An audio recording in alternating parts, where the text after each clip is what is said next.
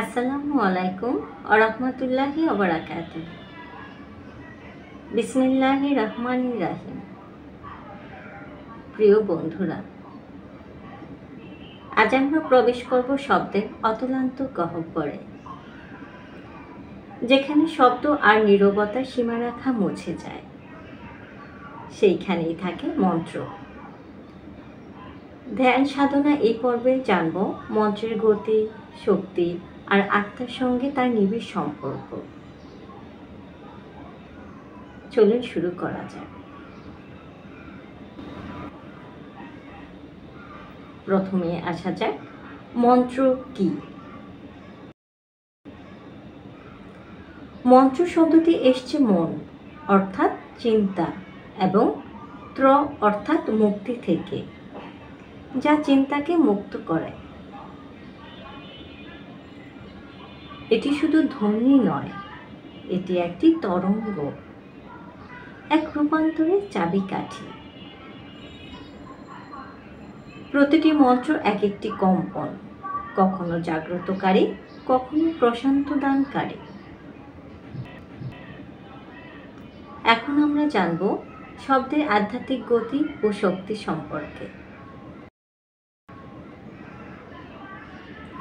আধুনিক বিজ্ঞান বলছে শব্দ কম্পন সৃষ্টি করে, আর আধ্যাত্মিক বিজ্ঞান বলে এই কম্পন যদি হৃদয় থেকে নির্গত হয় তা চেতনার স্তর বদলে দিতে পারে।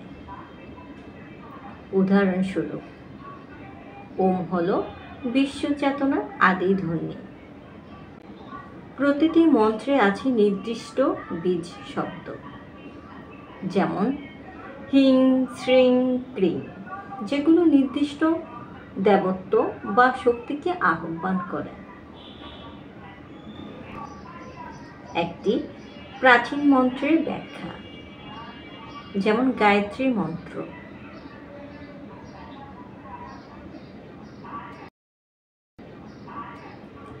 এই মন্ত্রে তিনটি জগৎ, সূর্যের দিবা বুদ্ধি ও আত্মার উজ্জ্বলতাকে আহ্বান করা হয়। মন্ত্রটি মূলত এক অন্তরের আরতি। হে সৃষ্টির উৎস, তুমি আমার বুদ্ধিকে আলোকিত করো। শুধু উচ্চারণ নয়, হৃদয়ে ধারণ করাই মন্ত্র জপের আসল কাজ। এখন আমরা জানব মন্ত্র জপের সঠিক সময়, পদ্ধতি ও নিয়ম সম্পর্কে। সময়: ব্রহ্ম মুহূর্ত ভোর 4টা থেকে 6টা বা রাতে শোবার আগে। এক পদ্ধতি: শান্ত জায়গায় বসে পিঠ সোজা, চোখ বন্ধ করা। তারপর গভীরভাবে নিঃশ্বাস নিয়ে মন্ত্রটি মনে মনে বা উচ্চারণ করে বলুন।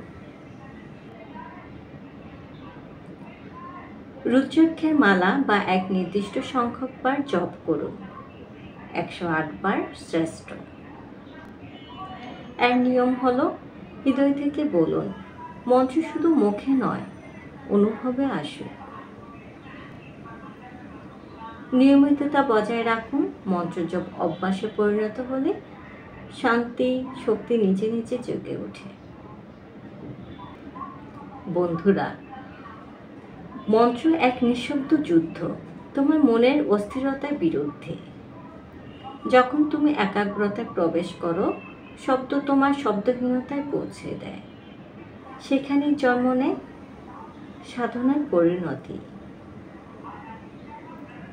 যে শব্দ অন্তরে বাজে সেই মন্ত্র, যে মন্ত্র বাজে শব্দে সেই চোখ।